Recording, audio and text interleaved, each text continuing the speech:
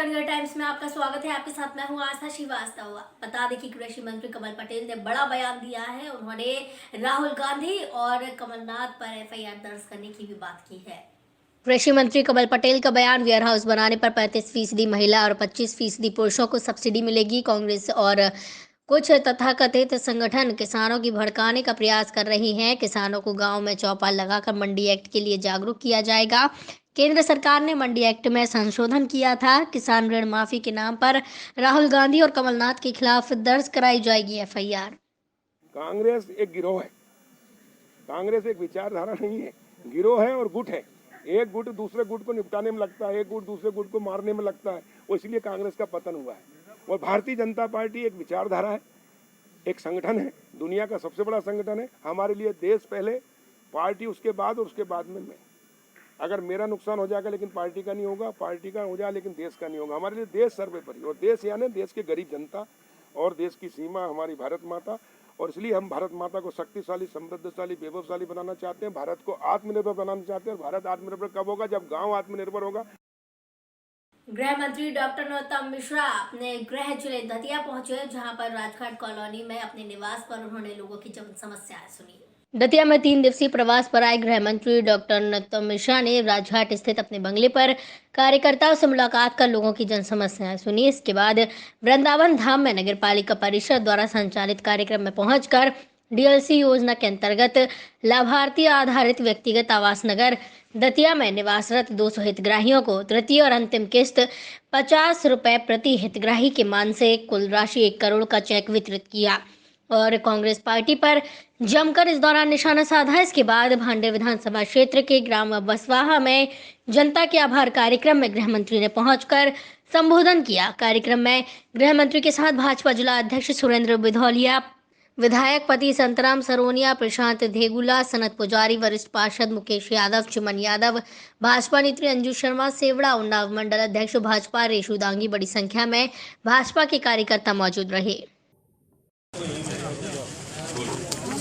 पेने हम पेने हम भी बहुत परेशान हो रहे हैं। स्कूल से बहुत पैसा मांग रहे थे, 8-9 हज़ार रुपया। और भैया की लास्ट कौन मांग रहे हैं? कौन मांग रहे हैं? स्कूल वाले हमारे। कौन स्कूल वाली बेटा?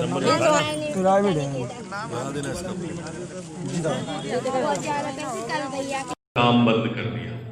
बुरा इस बात का लगा कि हमारा खैरी पे जो कॉलेज बन रहा था, पत्रकारिता महाविद्यालय, वो बंद कर दिया। बुरा इस बात का लगा कि दतिया को नगर निगम बना रहे थे विकास की दृष्टि से, वो उन्होंने खत्म कर दिया।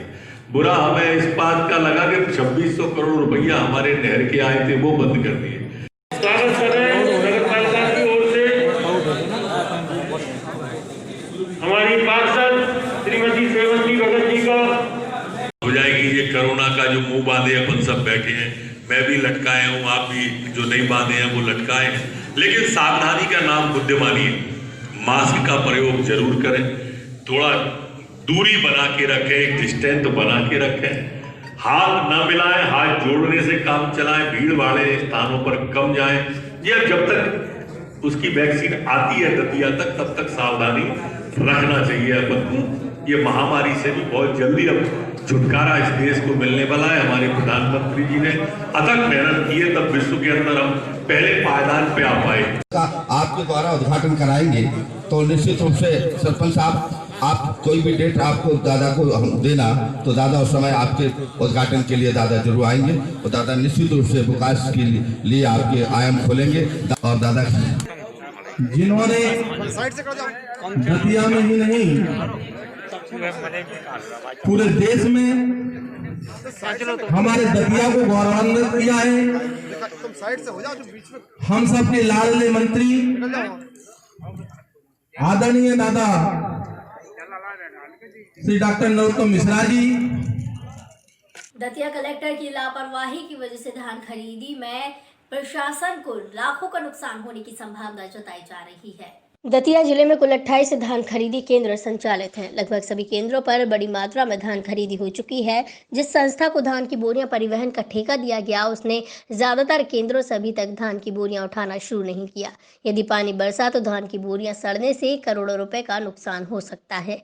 प्रशासन के कुछ निकम्मे अधिकारी धान खरीदी केंद्रों से धान परिवहन करने वाले ठेकेदार से मिले हुए हैं, जिससे उस पर कार्रवाई नहीं हो पा रही, बल्कि अधिकारियों द्वारा सोसाइटी प्रबंधकों से कहा जा रहा है कि आप अपने स्तर पर ट्रैक्टरों से धान की बोरियां वेयरहाउस में रखो। जब परिवहन का ठेका किसी संस्था के पास है तो अधिकारियों द्वारा सोसाइटी प्रबंधकों से क्यों कहा जा रहा है कि धान की बोरियां प्राइवेट सेक्टरों से वेयरहाउस में रखो। कई धान खरीदी केंद्रों पर माल परिवहन न होने से लगभग 3-4 दिन से धान खरीदी बंद है, जिससे किसान परेशान हो रहे हैं, क्योंकि वहां पर तुलाई कर माल रखने की जगह नहीं बची। केंद्र सोसाइटी इकारा का केंद्र संचालित है, वो दतिया नगर में संचालित है। यहाँ से इकारा सोसाइटी 7 किलोमीटर दूर है। इस केंद्र की ये दुर्दशा है, कैमरामैन से कहेंगे जरा दिखाने की कोशिश करें। यहाँ माल रखा हुआ है, जगह नहीं बची है। 3 दिन से केंद्र बंद है, किसानों की तुलाई नहीं हो रही है। सीधा सीधा प्रबंधक सोसाइटी के आरोप लगा रहे हैं कि माल परिवहन की जो एजेंसी है उसके द्वारा बिल्कुल माल नहीं उठाया गया। 31 तारीख से संचालित है केंद्र, आज तक कोई भी माल नहीं उठाया गया। माल की बोरियों में दीमक लग रही है। उनसे जानने की कोशिश करते हैं कि क्या कहना है उनका। प्रबंधक महोदय, क्या कहना है आपका, क्या असुविधा आ रही है? 3 दिन से केंद्र केवल यहाँ बार बार आदेश निर्देश बोला है नाफेड वालों से कि भाई माल उठवाओ, तो वे उठाने के लिए बोलते हैं कि हम भेज रहे गाड़ी।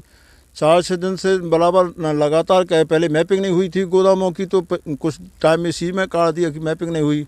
जब मैपिंग हुई तो मैपिंग में फिर थोड़ी बहुत त्रुटि लैपटॉप में वगैरह जो पासवर्ड नहीं मिले। 2-3 दिन ऐसे ही निकलने के बाद जब मैपिंग हो गई तो उसमें फिर उठाव के लिए प्रक्रिया वो धीरे ठेकेदार के परिवहनकर्ता के पास इतना ना साधन है ना कुछ है। प्रशासन की बहुत बड़ी लापरवाही सामने आ रही है। ये इकारा केंद्र है, इसे इकारा सोसाइटी में संचालित होना था, लेकिन 7 किलोमीटर दूर दतिया नगर में इस केंद्र को बनाया गया। पहला फॉल्ट। दूसरा पार्ट, जो परिवहन ठेकेदार है उससे मिलके अधिकारियों ने सोसाइटियों के प्रबंधकों से कहा जा रहा है कि आप अपने ट्रैक्टरों से माल को वेयरहाउस में रखाइए। जब उसको परिवहन का ठेका दिया है तो अधिकारी महोदय ये क्यों करा रहे हो आप? इसका खर्चा वहन कौन करेगा? सीधी अधिकारियों की मिलीभगत परिवहन ठेकेदार से नज़र आती है। कहीं ना कहीं भ्रष्टाचार की बू इसमें नज़र आती है। प्रसन्न दूरबार के साथ गगन दुबे, दतिया।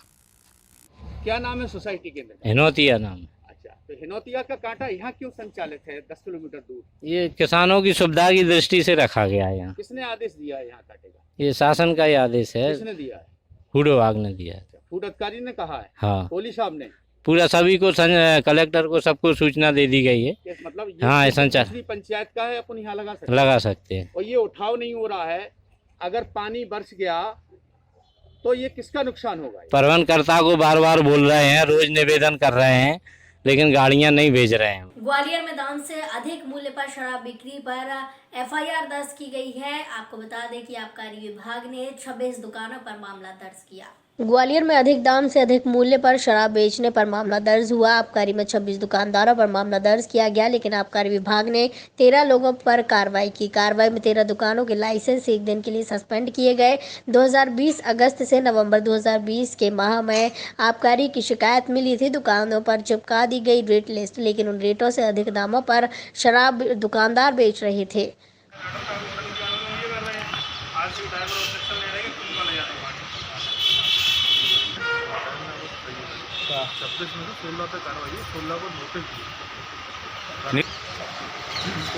खबर गलत क्या हुआ? 16 के लाइसेंस में 13 के चला रहे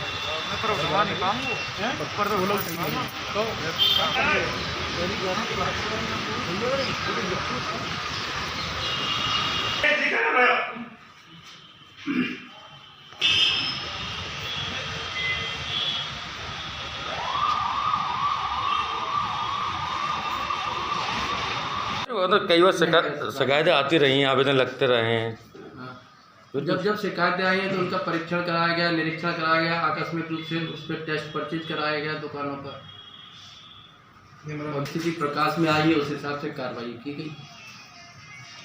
संजय गुप्ता जी नाम है। संजय गुप्ता जी, क्राइम रिपोर्टर प्रबुद्ध जी।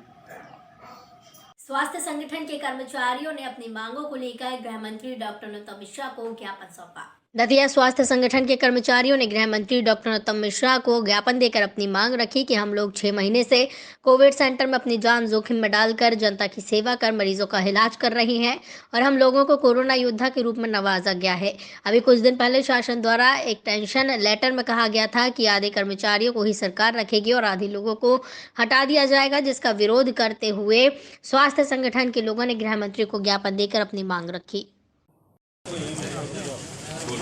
हम भी